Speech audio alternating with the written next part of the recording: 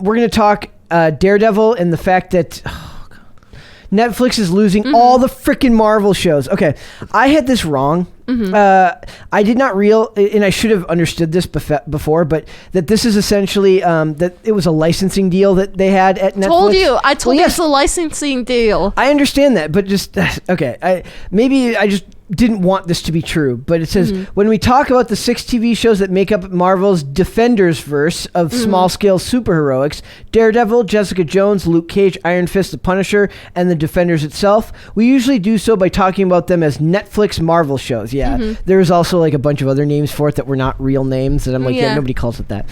We also say things like, we also say things like, hey, maybe you don't need Iron Fist in your life. Stop being so mean. It had what's her name in it? I love that actor. Show was whatever. Jessica Henwick was in that show, and I love Jessica Henwick in that show. No offense, Brett, but that show was whatever. Well, yeah, I'm not saying the show was good. I'm saying Jessica Henwick was good in the show.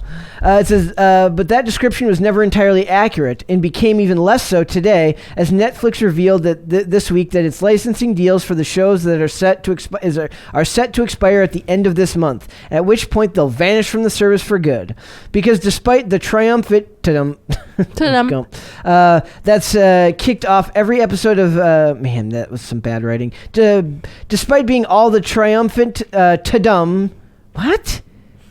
It's because okay. Despite all the triumphant what? I'm so confused right now. That kicked off every episode of Matt Murdock's or Jessica Jones's streaming adventures. Netflix's ownership over these TV show series that it promoted relentlessly from the top executives on down has always been nominal at best. Their deaths back in the late 2018 to early 2019 served as the harbinger of the serious beginnings of the streaming wars that now dominate pop culture.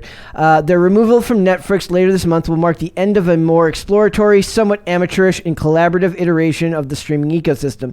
Well, that's because Netflix dominated the entirety of that streaming ecosystem. Yep. There was nowhere else to go if they wanted to do this other than, I guess, Amazon Prime, and even Amazon Prime was in its infancy as far as developing their own content back in 2015 when Daredevil came out. Yeah. It says, why did they cancel Daredevil and all the other Marvel shows? When Marvel's Daredevil, the Disney overlords are always very careful to let you know who's actually making the stuff right up there in the title, was first released back in 2015. It was into a very different media landscape than the one we're living in now. At the time, very few people were looking at Netflix as a direct competitor to anyone. The former, and still amazingly current, DVD shipping company has carved out a niche for itself online and gotten ahead of most of the competition in the streaming marketplace. I can't tell if I'm just a bad reader or if this is just weirdly written. It's weirdly written, but again, to summarize all of it, it's just Netflix is losing their Marvel shows because of licensing. I told you this. Yes. Like when Disney Plus became a thing, it was going to be taken down. I guess maybe my problem is because I just can't imagine these shows on Disney Plus. My guess is they end up on Hulu. Yeah. Because Disney owns Hulu. The next step of treating Netflix like just another network the studio might produce original content for flowed naturally from there. After a few mixed results on Disney's own ABC, most notably Marvel's Agents of S.H.I.E.L.D., I don't know if that's mixed results. That got 7 seasons. People love that show. Agents of S.H.I.E.L.D. is extremely popular. Like it had like a really strong core fan base. No, I'm still laughing that Agent Coulson, or is it Phil Coulson? Yeah. Yeah. It reminds me of Smosh games when they used to be really good. They're playing this one game where they get to be any Marvel character they wanted, and Mari Takahashi, she won the whole game just playing as Phil Coulson, and she was up against Thanos, and she won with that lame character. Hey, you leave Coulson alone. No, like his stats are really bad, but she won somehow. I wonder how she won. Basically, Joe and Shiver messed up. Okay. It says these would I'm gonna skip around this article here a little bit here. And it says focusing on characters whose abilities usually topped out at a nice cheap punching, and usually rights that reverted to Disney from a then still separate Fox a few years earlier. They're talking about these other shows from the Marvel universe. It says what changed, of course, was Disney Plus, and with it the assumption that Netflix was anything other than just another well-backed rival for a piece of market Disney was now interested in owning. streaming as major studios, a mere decade late to the party, began to realize how much money was available in streaming. Netflix stopped being a symbiotic place where, say, a show like the CW's Riverdale could catch on in the public consciousness, building an audience that would follow. I give the fuck up about reading this shit right now. I hate these articles when they write them like this. Yeah. Basically, they're losing all of them. Netflix, they're losing Daredevil, they're losing Jessica Jones, they're losing Iron Fist, Luke Cage, Defenders, and Punisher. I really only care about losing Daredevil. Yeah. I loved the first season of Jessica Jones with Kilgrave, but after that, I could have taken it or leaving it. Yeah. Taken it or leaving it. Or left it. But I do want to see Charlie Cox continue on as this character of Daredevil. I just don't have any faith that Marvel will actually make him the serious version of the character that Netflix turned him into in their version of it. I think that's another reason why I have such a hard time imagining it going anywhere else, is that it's so vastly different. These series are so vastly different from the Marvel universe proper that it's hard to even imagine them as the same thing. They mentioned like the events in New York City, but they very in almost no way connect to the Marvel Cinematic Universe at all. And now, so it says Charlie Cox thinks he could be playing Daredevil for another 10 years. I would be okay with that. Even if they change the character a little bit, I kind of love the idea that he loves playing that character and he doesn't want to stop. You know, a lot of actors, it feels like these days, because superhero movies and television shows are so profitable, it feels like they just use it as a stepping stone to make their career better. Yeah. And he actually wants to stay and continue to portray the character. Yeah, for sure. I don't know. Like, when Sony used him for that one scene in Spider-Man, you said you didn't like it because it's kind of slapstick funny. Yeah, it's not what that character was. There was elements of that in the show, but it's also, I'd rather see him in his own thing and not used to prop up other characters. The same thing with Wilson Fisk in Hawkeye. Yeah. He was not the kingpin that we saw that Daredevil created, the one that was literally so brutal, he decapitated a dude with a car door. Well, like, it's also Disney, and Sony was Spider-Man rated R or rated PG-13. So they can't do that with that rating, but then Disney, they don't want to show too much violence. Nope. So like I said, maybe Hulu becomes the place for shows like this. They keep making it, but it goes to Hulu and not Disney Plus. Yeah, maybe. Did you also see this? Norman Reedus unsure about Ghost Rider. This was one of the first stories we covered. Yeah. Wait, so he's unsure now? It says, with rumors swirling that Kevin Feige has cast Ghost Rider in the MCU, Norman Reedus says he is unsure if he is set to play Marvel's Spirit of Vengeance. Hopefully the actor is simply playing coy and isn't allowed to talk about it, but Norman Reedus tells CB.com that he doesn't know as of yet. Fingers crossed, Reedus responded to questions about playing Ghost Rider. I don't know. There's been a lot of talk over the last couple of years. I do not have an answer for you. That could very well just be him not being allowed to make an announcement for it yet. Yeah. Norman Reedus happens to be the top choice for just about every single Marvel fan to play Ghost Rider, and on more than one occasion, Reedus has stated that he wants the role. I think he'd be fantastic in that role. So it says, quote, that would be great. So I don't know. Call somebody, make that happen. I want to do it, Reedus said back in July, adding, quote, I want a fire skull. I want my face to turn into a fire skull and whip a chain around. That would be great. It's also known that Reedus has been liking a lot of fans' tweets about him playing Ghost Rider, and back in 2016 responded with an F yeah when he was asked about it. So he's clearly doing the social media lobby, trying to get himself in the running for that role. Yeah. And I know that the last season of Walking Dead is on right now. So they're finally ending it? I think this is the last season. Yep. Okay. And then is he the guy that you would imagine playing this character? No, but like after looking at the fan art, so if you keep on scrolling back and forth, the fan art for that it is really good. Yep, that top it's one really is really good. I kind of see him because like I kind of remember Nicolas Cage, and I like it because they made it a little bit funny. He's a little bit more serious than Nicolas Cage. Yep. So I kind of want to see a different portrayal of it. So he's going to be middle-aged Ghost Rider, I guess. I mean, he's in his he's got to be in his 40s by okay now. So like a little bit older Ghost Rider, but either or, I'll take it or leave it because he's like my second favorite character. You'll take it or leave it on your second favorite character? You should have stronger opinions on this. Well, because like I'm still upset about John Constantine with the Matt Ryan. You're very upset about that. Yeah, I'm very upset She's very about upset. it. you never know. Maybe Yeah. maybe they'll bring him back later. No, they won't. I doubt it. Yeah, I know. No, they won't. They're going to look for a younger model. This is true. And they say that women are the only ones who are replaced. That is not true. Did you see this thing about Adele? What's up with Adele? Adele ignites controversy after declaring that she loves being a woman while accepting a gender-neutral Brit Award. Ugh.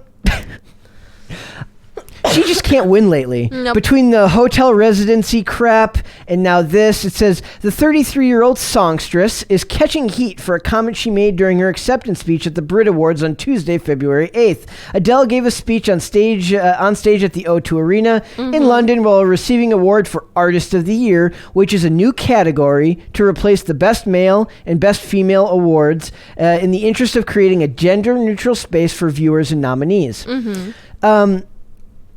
Wouldn't it be better to make like a gender neutral award, like so that you can have for people who identify as gender neutral? I don't think it's good because they did the same thing with sports, but people want their own categories because they want to be the best. Well, no, that's what I'm saying. Instead of because what this does is this effectively erases.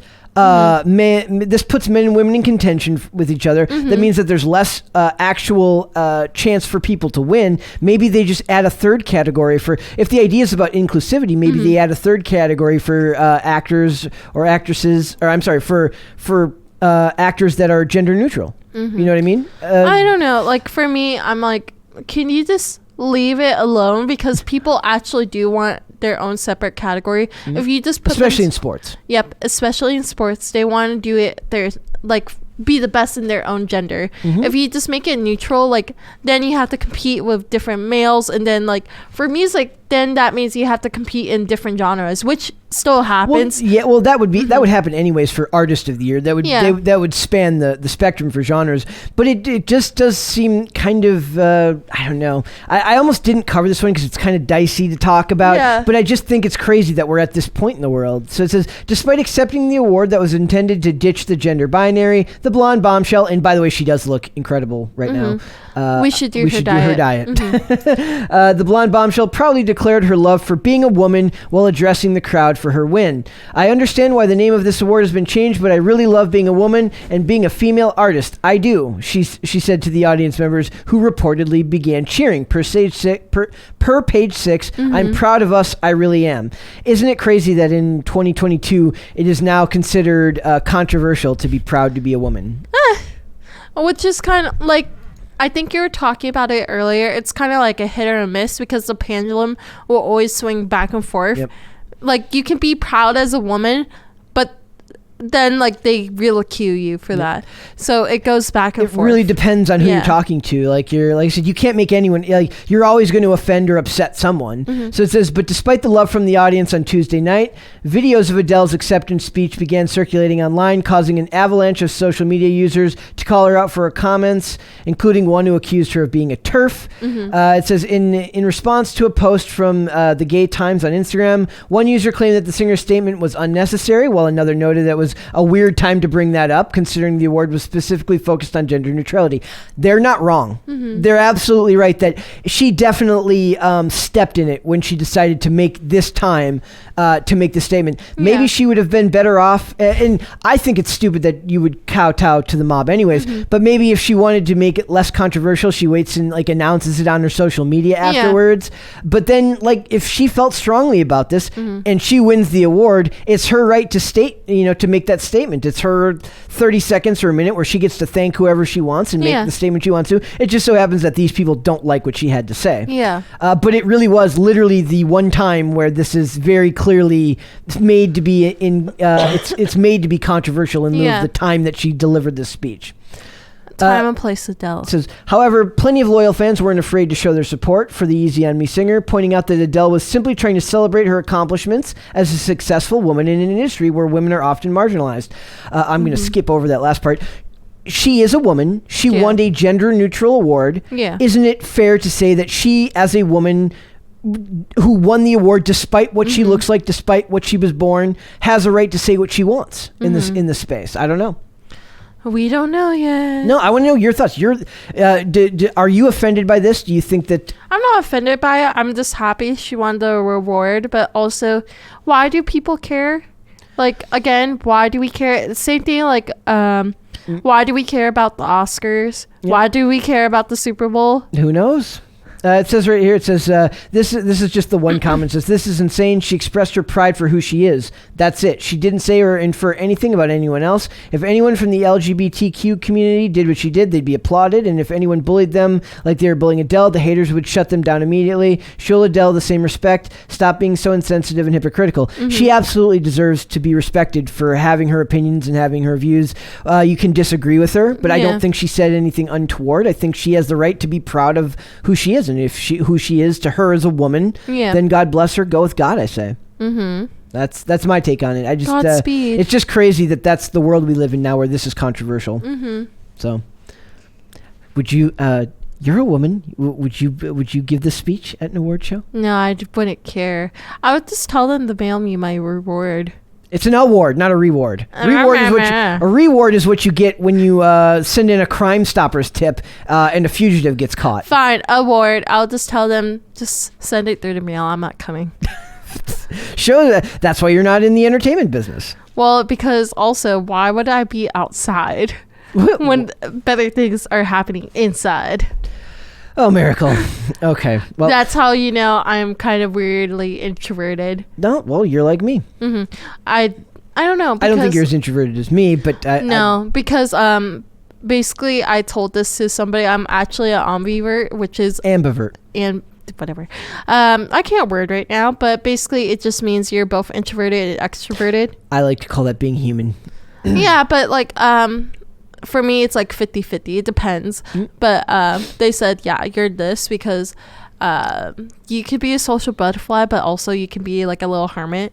I hate the idea that they have to give labels to all this stuff anyways. I think you hamper yourself and you kind of put yourself into corners when you feel like you have to That's a big problem in society right now. Everything feels like it has to have a label and be neatly categorized and collated, and I don't like that. Yeah, like this one guy that I knew, basically his company, so he works for State Farm, and they made them take a personality test to see what kind of personality they are, and I don't want to do that. Well, no, like it tells company data on me. Yeah, it tells you like what kind of introvert you are, what kind of extrovert you are. It like narrows it down to 6 different categories, and like how they label you, it's like the first initial letter of that word. Interesting. So for me, mine started with S, but then after that it goes downhill because I was like, it just sounds like BS. Because it's supposed to be like, oh, when you relax, like, what do you do? Do you go to a party and hang out with people? Or do you go to the party,